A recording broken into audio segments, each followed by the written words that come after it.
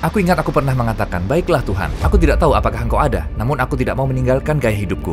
Hidupku terlalu indah. Jika Engkau menginginkan hal ini untukku, Engkau harus tunjukkan padaku. Otakku keluar dari kepalaku. Seluruh bagian belakang kepalaku terbuka. Sangat sulit dipercaya. Mobil ambulans datang. Aku hanya duduk saja. Aku tidak kehilangan kesadaran. Aku duduk di pinggir jalan. Ada handuk menutupi kepalaku. Lalu dia mengangkat handuk di kepalaku dan melihat luka di kepalaku. Dan suaranya tiba-tiba berubah. Aku butuh angkutan udara darurat sekarang. Assalamualaikum Saudara Rahim. Terima kasih telah berkenan untuk hadir. Mari kita mulai dengan siapa Rahim Jang dan ceritakan sedikit tentang kehidupanmu. Aku lahir di London dari keluarga yang beragam. Aku sudah melakukan berbagai jenis profesi dan berbagai jenis pekerjaan di industri yang berbeda-beda. Alhamdulillah, Allah menuntunku ke sana dan kemari. Dan insya Allah semoga lebih banyak diceritakan lagi selama diskusi hari ini. Insya Allah.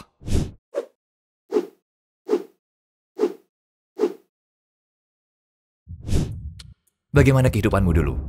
Sepertinya dulu aku tidak punya keyakinan. Jadi kami tumbuh di keluarga bisa dibilang dengan pikiran yang sangat terbuka.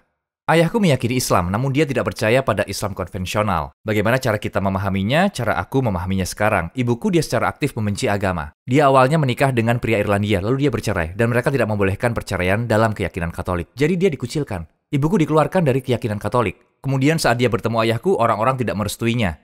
Dan dia anggap orang-orang beragama sebagai orang-orang yang munafik. Dia berpikir bahwa mereka selalu berbicara namun tidak mempraktekannya. Jadi kami tumbuh di keluarga yang tidak ada keyakinan nyata di sana. Jadi kami hanya diajarkan untuk punya sifat yang baik, perilaku yang baik, sikap yang baik, dan agama tidaklah penting. Jika aku ingat lagi, dulu aku seringkali meragukan keberadaan Tuhan dan keyakinan atau semacamnya. Aku bahkan tidak percaya bahwa kalian perlu melaksanakan kegiatan-kegiatan agama. Lalu bisa ceritakan tentang masa mudamu.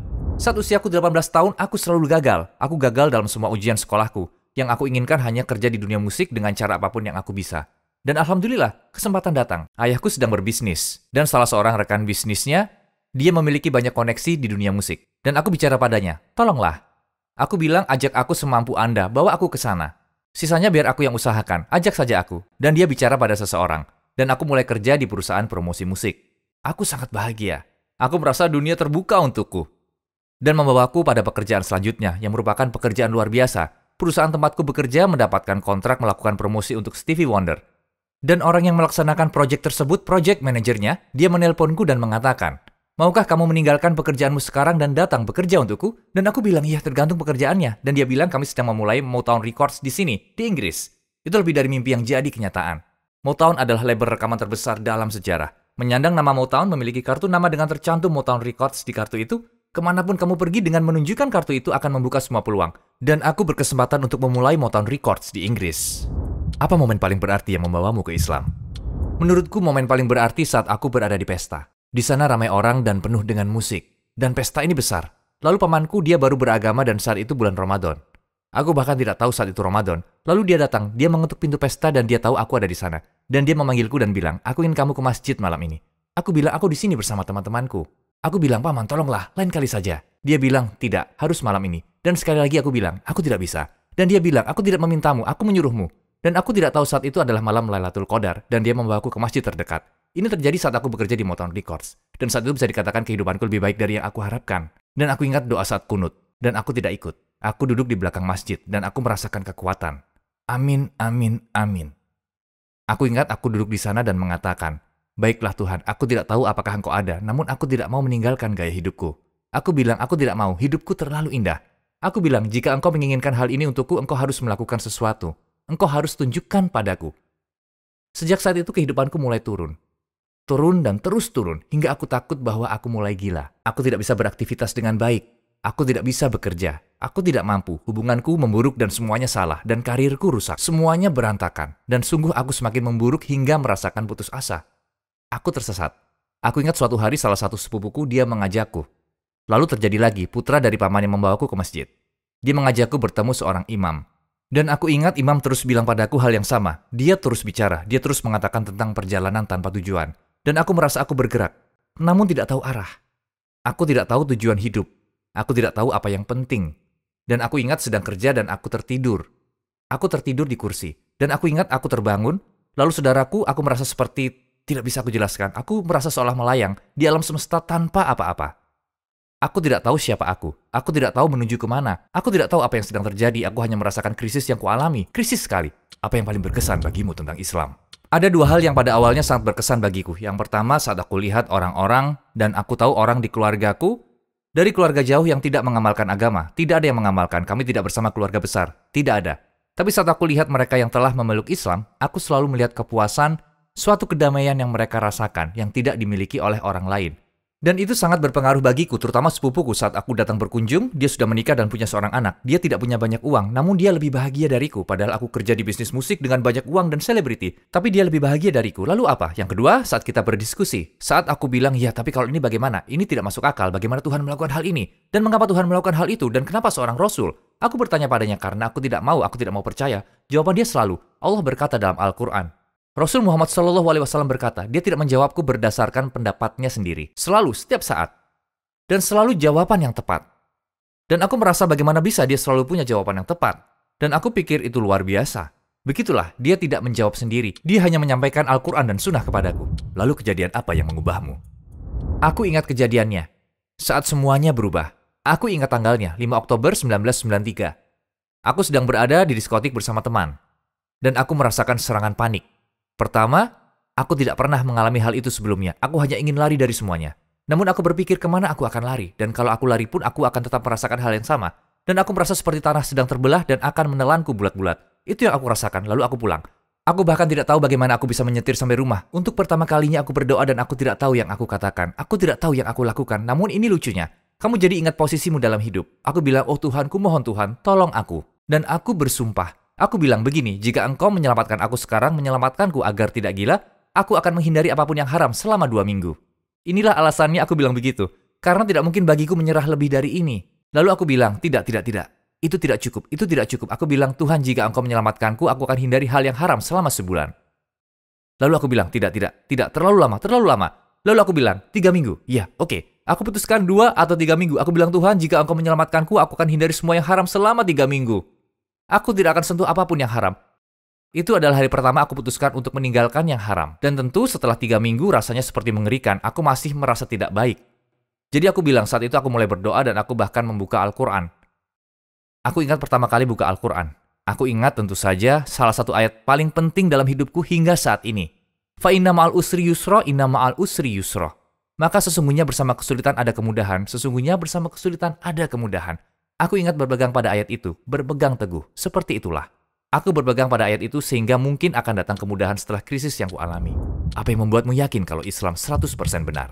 Aku akan jujur padamu. Menurutku jika tumbuh di keluarga dengan banyak penganut seperti aku, dan bahkan sekarang saudaraku, dia agnostik, mungkin ateis. Saudariku menganut Buddha, ayah mertuaku seorang Yahudi, ibu mertuaku ateis.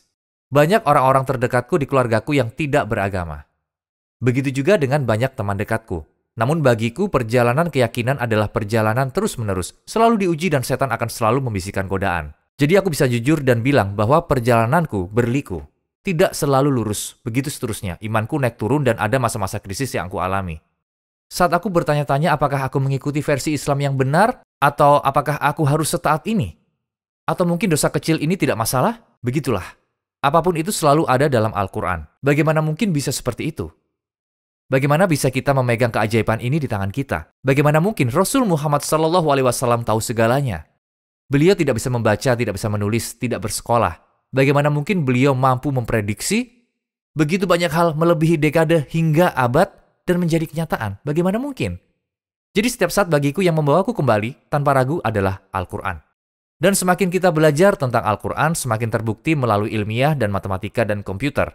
Semakin kita analisa, semakin nyata keajaibannya. Semakin banyak keajaiban muncul dari Al-Quran. Jadi saat setan datang, inilah yang aku ucapkan. A'udzubillahi minasyaitonirrajim. Apa hal terakhir yang harus kamu tinggalkan saat menjadi seorang muslim? Itulah saat aku putuskan untuk meninggalkan hubunganku. Hubungan yang aku jalani, lalu aku pulang dan tinggal bersama orang tua. Itulah saat paling penting, karena saat itu aku sudah sholat. Aku puasa, aku tinggalkan hampir semua yang haram. Namun aku masih menjalin hubungan. Dan aku bilang, aku tidak bisa bangun dan sholat subuh lalu tidur lagi. Aku tidak bisa melakukannya. Dalam pikiranku seperti cahaya terang muncul. Mengatakan, kamu tidak boleh lakukan ini. dan tidak bisa seperti ini. Namun aku masih melakukannya. Namun itulah yang aku rasakan. Aku merasa peningkatan itu sangat jelas dan aku berusaha sekuat tenaga tidak melihatnya. Namun tetap sangat jelas bagiku. Sekarang aku 100% taat untuk mencari jalanku dalam Islam. Sama sekali meninggalkan semua yang haram. Aku harus tinggalkan itu semua dan bagiku itu momen paling berarti. Bagaimana reaksi keluarga terdekatmu tentang semua ini? Oh, ayahku khawatir. Dia bukan khawatir tentang Islam, tapi dia khawatir aku jadi ekstremis. Sedangkan bagi ibuku ini adalah hal yang sangat besar, benar-benar besar, dan memengaruhi hubungan kami selama bertahun-tahun.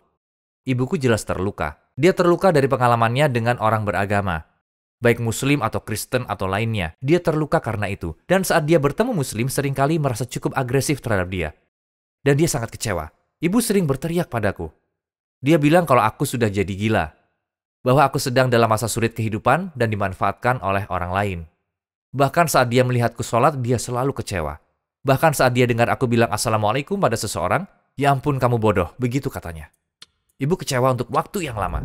Jadi bagaimana hubunganmu dengan ibumu? Apakah dia berubah dan mendekati Islam seiring berjalannya waktu? Ini salah satu keajaiban terhebat dalam hidupku. Ibuku setiap saat ada sesuatu dalam hatinya yang bertentangan dengan agama dan keyakinan dan orang-orang beragama. Dan tidak pernah berubah, bahkan setelah 15 tahun. Saat aku sholat, dia akan lewat dan berkata, oh, seperti itu. Namun ibu jatuh sakit, kanker. Dia mengidap kanker dan ini hanya kebetulan. Kebetulan saja. Waktu itu aku pergi ke rumah sakit, hanya aku dan ibu. Saat dokter datang membawa kabar buruk. Dokter menggenggam tangan ibuku dan bilang, aku punya berita buruk. Dan ibu hanya menatap dokter. Dia bilang berapa lama, dan dokter bilang sulit dikatakan. Aku duduk di sana, jadi sepertinya sekitar beberapa minggu. Ini sangat mengejutkan. Aku tidak bisa bilang pada ibuku, Allah akan mengampunimu. Aku tidak bisa bilang kehidupan selanjutnya, Alhamdulillah. Aku tidak bisa bilang Allah akan memberimu balasan atas kesabaranmu. Aku tidak bisa bilang apa-apa karena ibuku tidak percaya. Lalu apa yang aku katakan? Aku bilang pada ibu, kami memiliki tradisi. Kami meyakini bahwa kita semua adalah pengelana. Aku bilang dalam hidup ini kita hanya sedang istirahat di bawah pohon, dan suatu saat kita semua harus bangkit dan akan melangkah melanjutkan perjalanan kita. Dia menatapku dan bilang, aku suka itu. Dan itu menyentuh hatinya, sesuatu dalam hatinya. Lalu yang berikutnya terjadi. Masya Allah, sepupu terdekat kami. Dia mengirim email karena ibuku sudah seperti ibu kandungnya sendiri. Dan di bagian bawah email kamu bisa mencantumkan kata-kata. Miliknya pada saat itu kebetulan kutipan oleh penulis, pemenang penghargaan Nobel, George Bernard Shaw. Dan ibuku suka George Bernard Shaw. Dia selalu mengutip George Bernard Shaw. Di bagian bawah email, George Bernard Shaw mengatakan kutipan tentang Rasul Muhammad SAW. Dia mengatakan, kalau ada yang bisa menjadi obat bagi semua masalah di dunia, itu sudah pasti sang penyelamat manusia, Muhammad. Dan sepupuku mencantumkan itu. Sebagai tanda akhir di bawah email, ibuku bilang, apa ini? Dia menghampiriku dan bilang, apakah kamu tahu George Bernard Shaw mengatakan hal ini tentang Muhammad? Aku bilang, ya. Ibu mulai bilang kepada semua orang, kamu sudah tahu yang dikatakan George Bernard Shaw tentang Muhammad. Jadi perlahan-lahan pintu mulai terbuka. Namun tetap aku berpikir, dia bukan Muslim. Bukan. Lalu ibu menghampiriku dan mengatakan, aku perlu bicara serius denganmu. Dia bilang, dengar, aku sudah bilang saudaramu dan juga saudarimu saat aku meninggal nanti aku ingin dikremasi. Jadi itulah keinginanku. Dan dia bilang, aku tahu kamu akan merasa keberatan. Aku bilang tidak masalah. Silakan apapun yang ibu inginkan. Aku bilang, namun, sudahkah ibu pikirkan praktiknya? Apa yang akan terjadi? Dia bilang, apa maksudmu? Dia bilang, begini. Aku bilang, jika ibu meninggal di rumah, tentu kita berharap ibu meninggal di sini, di rumah ini. Aku bilang, beberapa orang asing akan datang dan membawamu. Siapa orang-orang asing itu? Aku bilang, mereka hanya para pekerja. Mereka datang dan membawa ibu. Aku bilang kemudian mereka melepas pakaianmu. Mereka akan menyuntikkan cairan kimia ke tubuh ibu untuk mengawetkannya. Aku bilang lalu mereka akan memakaikan riasan pada wajahmu, menata rambutmu, dan memakaikanmu pakaian. Aku bilang siapa? Siapa orang-orang ini? Ini akan berlangsung seminggu, 2 minggu. Ibu berkata padaku, apa ada pilihan lainnya? Aku bilang, putra-putramu akan membawamu dan tidak akan ada yang melihatmu. Dan harga dirimu akan selalu dijaga sepanjang waktu. Aku bilang ibu akan dibawa ke tempat lokal. Aku bilang putrimu akan memandikanmu. Ibu akan dibungkus kain putih sederhana. Dan aku bilang ibu akan dimakamkan ke tanah dalam waktu sehari. Dia bilang itu yang aku mau. Itu yang aku mau. Dan alhamdulillah ibu menelpon saudara dan saudariku dan mereka terkejut. Karena mereka tahu kalau dia tidak suka Islam. Dia tidak suka agama. Sekarang aku punya masalah. Ibu bukan muslim, jadi masalah bagiku. Lalu aku berpikir apa yang harus aku lakukan? Ini semua ada dalam pikiranku. Apa yang akan aku lakukan sekarang? Ibuku bukan muslim, dia ingin pemakaman muslim. Aku tidak bisa bilang ke imam memohon agar melakukannya untuk ibuku. Dia bukan muslim, apa yang akan aku lakukan? Jadi aku manfaatkan setiap kesempatan. Dan hal ini sulit karena banyak orang datang berkunjung. Aku hanya ingin semua orang pergi. Karena hanya beberapa menit di sini aku bisa bicara berdua dengan ibu. Dan kesempatan pertamaku karena ibu seorang perawat, yang paling dia sukai adalah medis. Dia sering kagum pada tubuh manusia. Jadi suatu hari aku bilang padanya, sungguh luar biasa bagaimana tubuh manusia berfungsi. Aku bilang, menurut ibu mungkinkah ini hasil ciptaan? Dan bukan hanya muncul begitu saja. Ibu bilang, ya menurutku begitu. Aku bilang, oke, aku cukupkan. Sampai situ saja. Lalu lain kali aku datang lagi. Orang-orang tetap berdatangan. Beberapa hari berlalu. Aku tidak tahu ibu akan hidup sehari, 4 hari, atau 5 hari. Setiap hari aku berpikir kapan kesempatanku. Aku bilang waktu itu kita bicara tentang kemungkinan adanya Sang Pencipta. Aku bilang, apakah menurut ibu mungkin Sang Pencipta mengirimkan seseorang yang baik dan benar untuk menuntun kita? Seperti Yesus, Ibrahim, Musa, dan seperti Muhammad. Seperti itu. Begitulah, berkata seperti itu saja. Aku sangat ketakutan ibu akan bilang tidak-tidak. Dia bilang, ya menurutku itu mungkin. Sekarang di hatiku rasanya itu sudah cukup. Karena aku khawatir kalau bilang padanya untuk mengucap syahadat, ibu mungkin bilang, apa? Aku tidak mau. Lalu aku bingung. Di hatiku, aku pikir ini sudah cukup. Alhamdulillah. Aku akan bilang ke imam, ibu bilang yakin pada Tuhan, dan dia yakin pada Muhammad. Alhamdulillah, itu sudah cukup. Kita bisa makamkan ibu. Lalu aku datang dan cerita pada istri dan putraku. Aku bilang, Alhamdulillah, ibu bilang dia percaya pada Tuhan. Dia bilang dia yakin pada Rasul. Itu sudah cukup. Putraku, dia berkata, itu tidak cukup. Tidak cukup. Aku bilang, tunggu. Dia bilang, biarkan aku bicara pada nenek. Aku bilang, jangan. Karena kalau dia bilang tidak, maka kita gagal. Putraku pergi ke atas. Bagiku terasa seperti 5 jam dia berada di sana. Aku hanya berjalan, mondar-mandir, dan dia datang. Aku tidak tahu berapa lama. Aku bilang, apa yang terjadi? Dia bilang, ya tidak masalah. Dia mengucapkan syahadat. Allahu Akbar, Allahu Akbar. Jadi ibu mengucapkan syahadat, Masya Allah, dalam bahasa Arab. Alhamdulillah. Ini keajaiban terhebat dalam hidupku. Dan dia dimakamkan, Alhamdulillah, di pemakaman muslim. Alhamdulillah. Assalamualaikum saudara-saudaraku. Kami melihat 80% penonton kita termasuk video ini tidak subscribe channel kami. Seperti yang kamu tahu, kita adalah organisasi non-profit dan iklan dinonaktifkan pada video kami. Jadi satu-satunya alasan kami meminta ini adalah untuk menyebarkan kebenaran. Mungkin terlihat kecil, tapi insya Allah mungkin bisa menjadi sarana petunjuk untuk banyak orang. Nah, mari klik tombol subscribe dan mari berjalan bersama menuju keabadian. Apa tantangan tersulit yang harus kamu hadapi setelah menjadi seorang muslim? Bagiku masalah terbesar adalah aku tahu aku tidak bisa kembali ke bisnis musik. Itu impianku, itu kehidupanku, karirku. Hanya itu yang aku tahu, tidak pernah pekerjaan lain, tidak pernah melakukan pekerjaan lain. Aku pernah kerja sebagai kurir pizza. Aku dulu biasa antar pizza dan aku pernah jadi supir taksi, itu saja. Namun bagiku karir yang asli hanyalah saat di industri musik. Aku tahu pada saat itu aku tidak bisa kembali ke industri itu. Karena pekerjaanku seringkali di klub malam, aku juga merasa takut kembali ke sana. Aku takut kembali, karena aku tahu aku harus memilih ini atau itu. Dan jika aku kembali, Islamku akan hilang. Aku tahu itu, dan bagiku itu yang paling sulit. Aku harus mulai dari awal tanpa kualifikasi, tanpa pengalaman. Aku harus coba menemukan karir baru, usaha baru, dan itu sulit. Sulit untuk waktu yang lama. Aku tidak tahu yang harus aku lakukan. Apa tujuan hidupmu sebelum masuk Islam dan sesudah memeluk Islam? Tujuan hidup sebelum Islam. Tidak ada tujuan, seperti yang imam katakan padaku, perjalanan tanpa arah. Hanya mengalir. Tidak ada bedanya dengan hewan. Apa yang dilakukan hewan? Hewan merasa lapar. Dia makan, hewan ingin buang air, dia lakukan. Hewan merasa takut. Dia lari. Hewan merasa marah, dia teriak. Hanya menuruti nafsu. Hanya mengikuti keinginan. Itulah yang dilakukan hewan. Alhamdulillah. Begitulah Allah ciptakan mereka. Tidak masalah. Tanpa bimbingan, itulah yang mereka lakukan. Hanya mengikuti kondisi yang terjadi. Itulah yang aku lakukan dalam hidupku. Mengejar kesenangan, mengejar kenikmatan, mengikuti lingkungan, mengikuti dorongan teman. Alhamdulillah, dengan Islam, kamu memiliki pandangan yang abadi. Islam mempengaruhi caraku, melangkah menuju kamar mandi. Aku punya tujuan dengan caraku duduk di kursi. Aku punya tujuan. Apakah aku akan duduk perlahan, ataukah mengganggu orang lain? Apakah aku akan makan dengan tangan kanan? Aku jadi punya arah dan tujuan. Serta makna yang tidak berasal dari nafsu, namun didorong oleh wahyu, oleh pedoman. Apakah kamu pernah merasakan kejadian luar biasa di mana kamu merasa memiliki hubungan spesial dengan Allah, terutama perlindungan darinya?